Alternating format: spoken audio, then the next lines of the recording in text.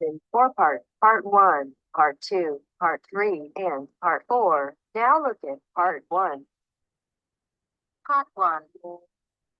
You'll hear a student asking for advice on her accommodation. First, you have some time to look at questions 1 to 6.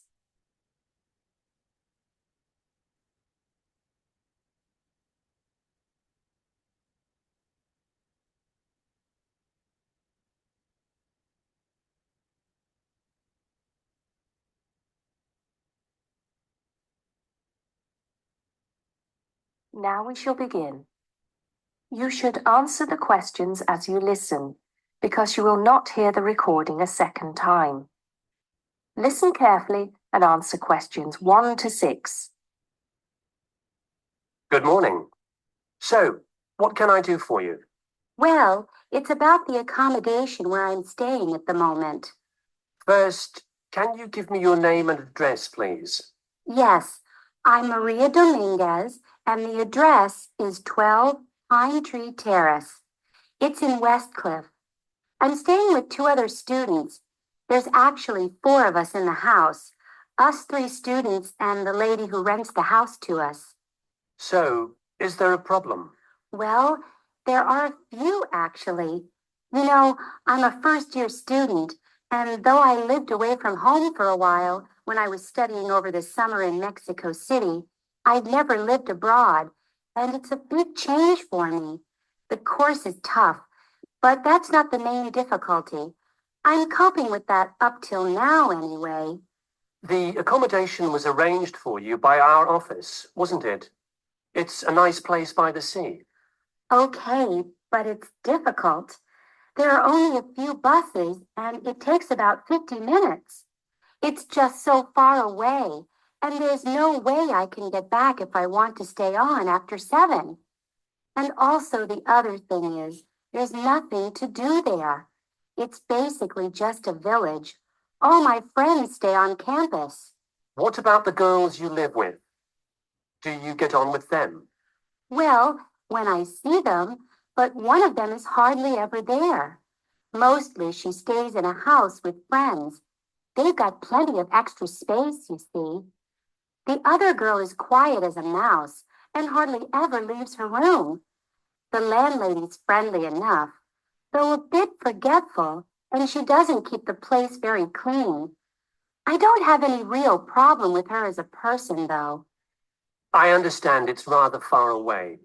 So I suppose you'd like us to find you a place in the halls of residence or closer by in the town. That would be good. You did say in your brochure that most first-year students are offered a place in halls. I think it actually said final year students have priority there. They need the library facilities more for studying for their finals. Before you hear the rest of the conversation, you have some time to look at questions 7 to 10.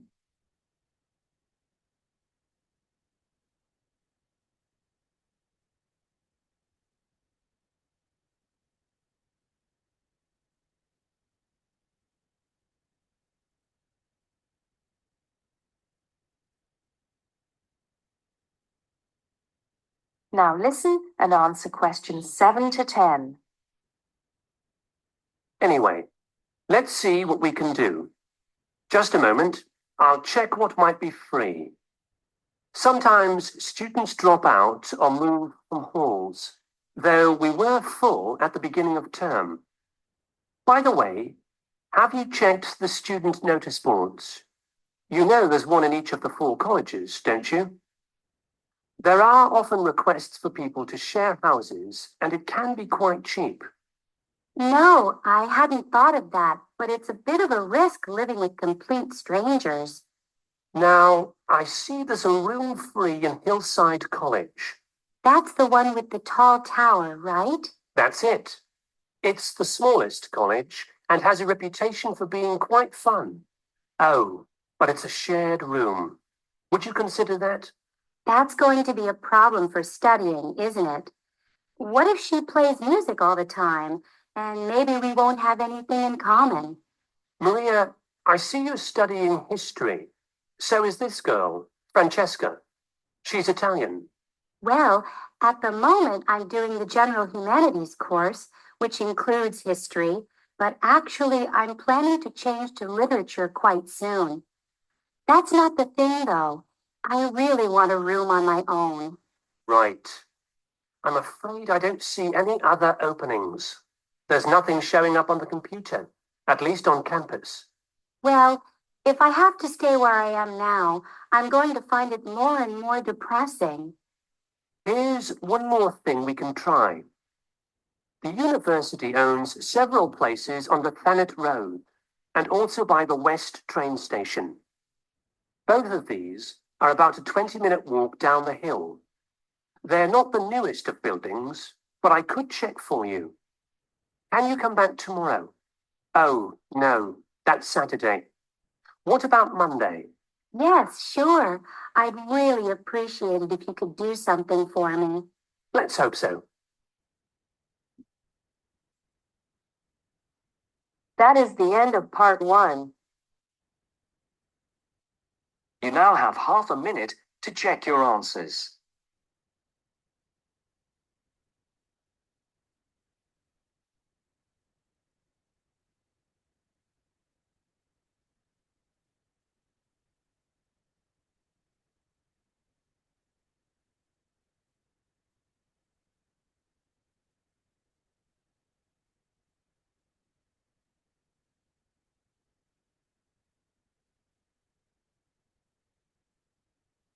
Now turns to part 2.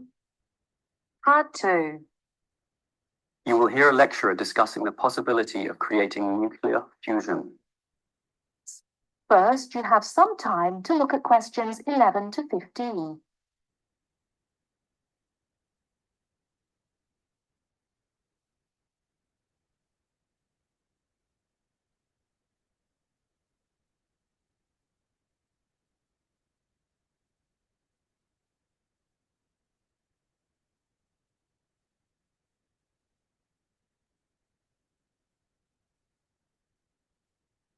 Now, listen carefully and answer questions 11 to 15.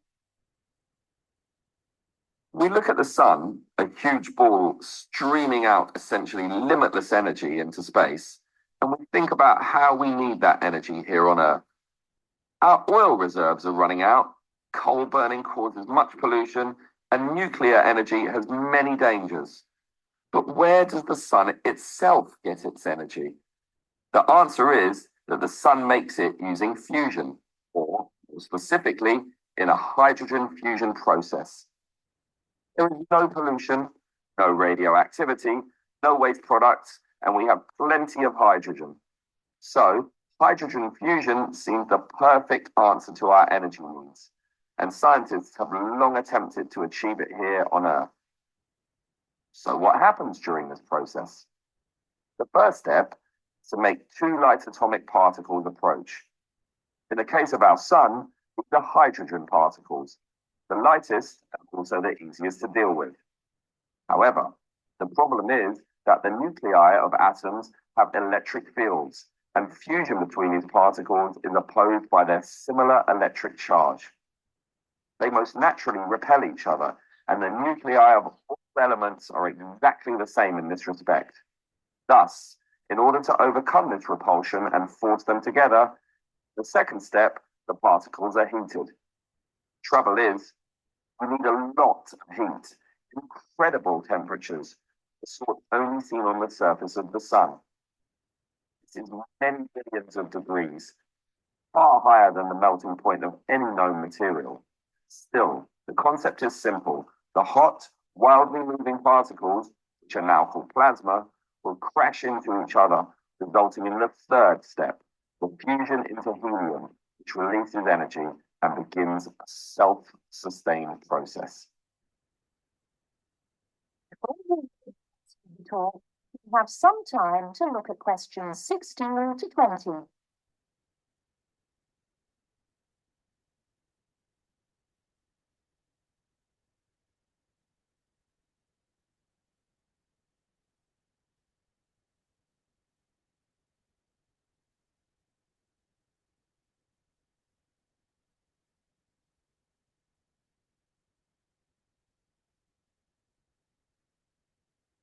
Now listen and answer questions 16 to 20. So, we know how fusion works. Thus, the big question is, can we create it here on Earth? We actually have the technology to superheat hydrogen into plasma, but no container on Earth can deal with those temperatures. Thus, we need to refine this superheated material so that it doesn't touch anything. For that, we need a special reactor, and most research has focused on an apparatus known as a tokamak system. That's Tokamak, an acronym from some Russian words meaning toroidal chamber with magnetic field. It's an apt name, since a very powerful magnetic field is used to confine and suspend the super hot plasma in the air so that it doesn't touch anything. This is possible only because this plasma has an electric charge, which interacts with the magnetic field. Of course, the walls of the fusion vessels still get hot, very hot, and to avoid being melted, they must be cooled with a cryogenic system to intensely low temperatures. But now we are faced with the second problem. If we are to draw power from this system, the reaction must be continuous and controllable. However, when fusion begins, the plasma becomes unstable, and at these temperatures, that is a very serious situation. If we lose control, a disaster could result. Despite the obstacles, in 2010, the European device managed some success, but needed far more power to generate the fusion reaction than that produced from the fusion itself. Obviously, then, it was not useful as a power source. More to the point, the system could only sustain a fusion reaction for a fraction of a second. Yet, to self-sustain, the fusion needs to run for at least 10 seconds. And the future looks bleak. Unfortunately, most scientists predict that many decades will have to pass before fusion power can become a practical reality. That is the end of part 2. You now have half a minute to check your answers.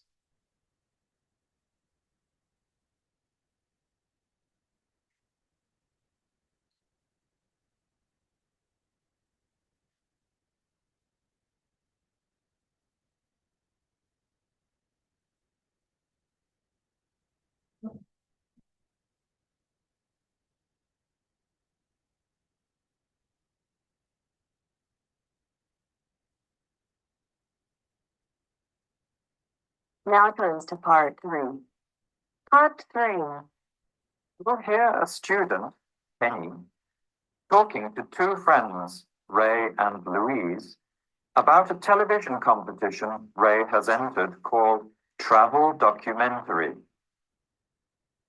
Before you hear the conversation, you have some time to look at questions 21 to 26.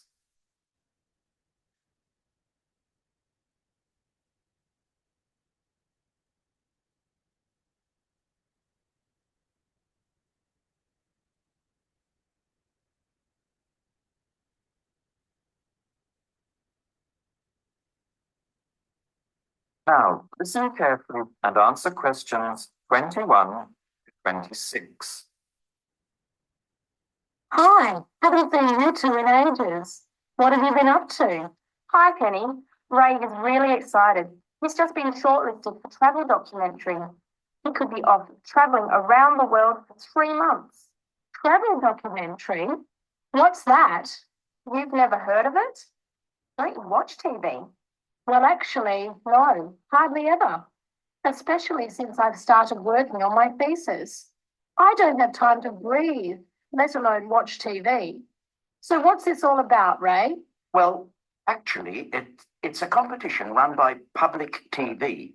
It involves my two great loves, travel and filmmaking. It's that program where people are sent around the world making documentary videos? I have heard of it. Fantastic. So you've been chosen. Not yet. I'm one of 34 selected for an interview next week, so I've made it through the first cut. Yeah, there were over 200 applicants from around the country. Pretty amazing, hey? Well, I've been lucky so far. What's the next stage? 13 are chosen from the interview to do a 4-week training course in documentary filmmaking. Then the 8 finalists get sent off with a video camera to travel around the world. Sounds incredible. What's the catch? The catch is that every 2 weeks, you have to send in a 10-minute video from a different part of the world.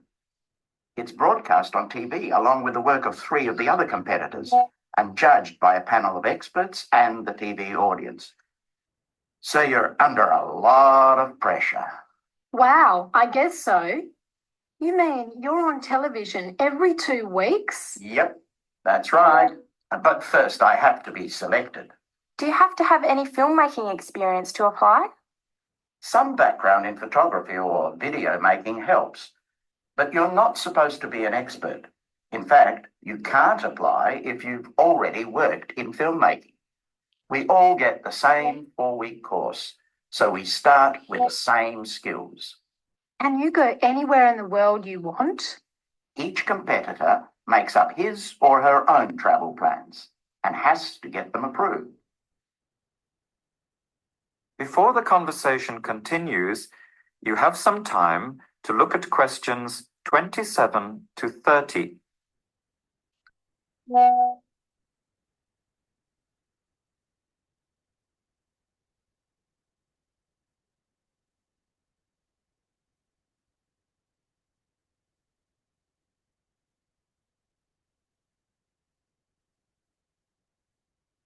Now, as the conversation continues, answer questions 27 to 30. Have you talked with anyone else who has done it? As a matter of fact, just last week, I met Sarah Price, a girl from here who did it last year. What did she have to say about it? She said it was the most amazing experience of her life, but it was really tough at times. I think you'd have to be really brave to take off like that alone with so much responsibility. It's not like going on a holiday, is it? No.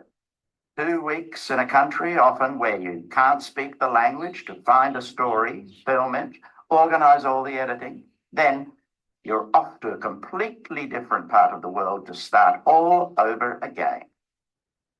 Pretty exhausting, but exciting too. What a way to see the world. What about Sarah Price? Did she have any bad experiences?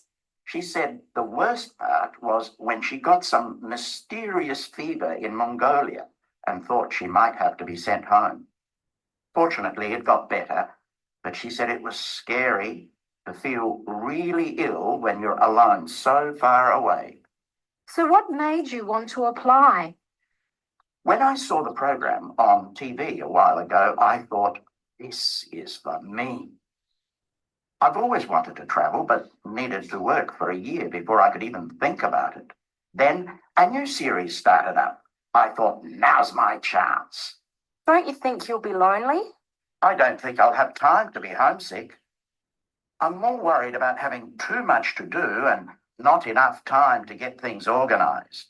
So we might be watching you on television in the next few months. I hope so, if I'm lucky.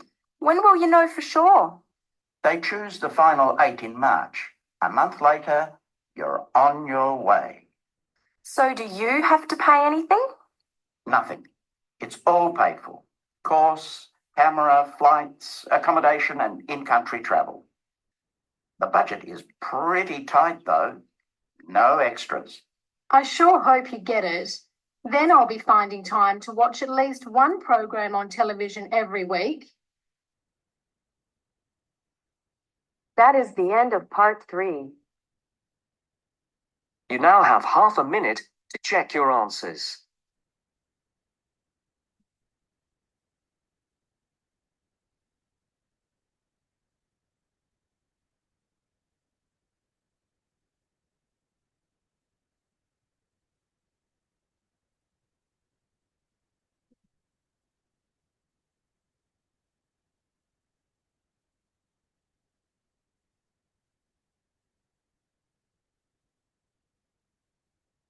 Now turns to part 4. Part 4. You will hear part of a lecture on cities of the future.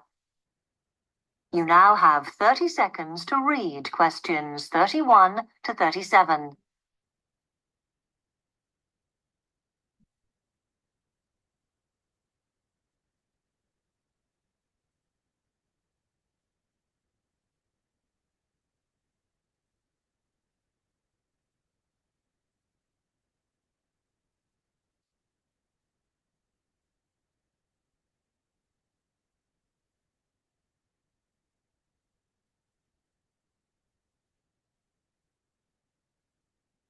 Okay, we've been looking at how societies will develop in the future and at the increase in the size of cities. So I want to talk to you today about the key considerations in these cities of the future.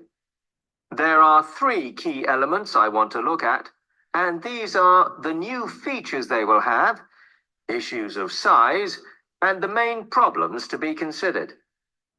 First of all, individual transportation will be a big factor in these new megacities as public transport becomes unmanageable. There'll be a huge rise in the use of segways, which are personal transporters like motorized scooters. As a result, and partly also to reduce pollution, roads will be altered so that they are narrower and will take up less of a city's space than they do currently. Naturally, this is a major change to the infrastructure, and something that may hinder it is the huge amount of investment it will require.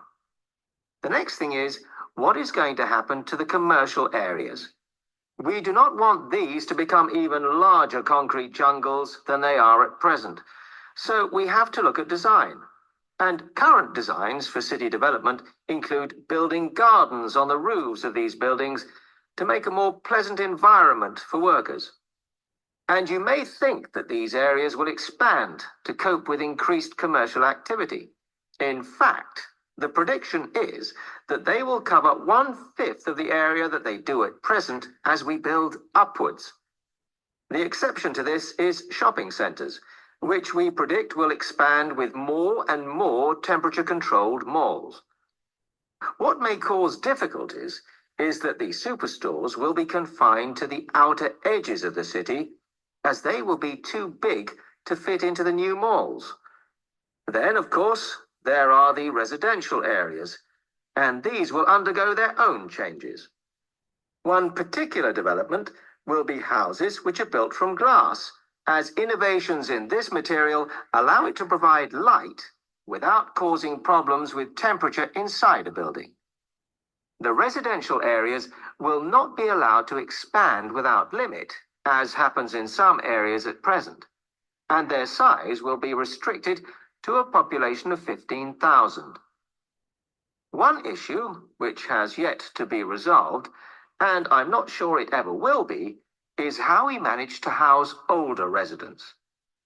They will be increasing in numbers as time goes on. Finally, how will these cities live? We know we have limited energy sources, so what will we do?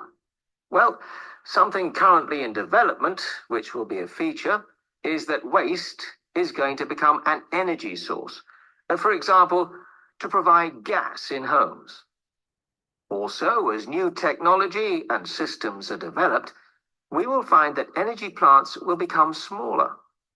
Another energy source we could use, but one which raises issues of having enough space and too much noise, is wind farms. Because of the problems, I'm not convinced these will be the grand solution to our energy problems that we thought they were going to be. You now have 15 seconds to read questions 38 to 40.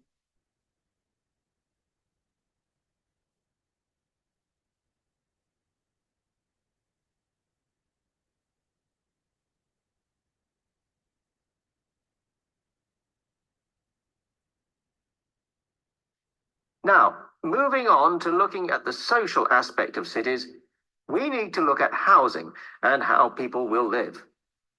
Cities currently have flats in the centre, populated by single people and wealthier residents, and families tend to move to the outskirts. In the future, the centre of cities will see a dramatic change.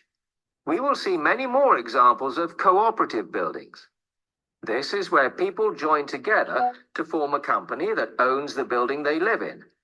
And despite continuing shortages, there will also be a rise in the provision of retirement homes in city centres so that the elderly can have easy access to hospitals and shops. Recently, we have seen a levelling off in the growth of private housing, and I think that will not change. But we are likely to see more social housing, as far fewer people will be able to afford to own their own homes. Okay, now, if anybody has...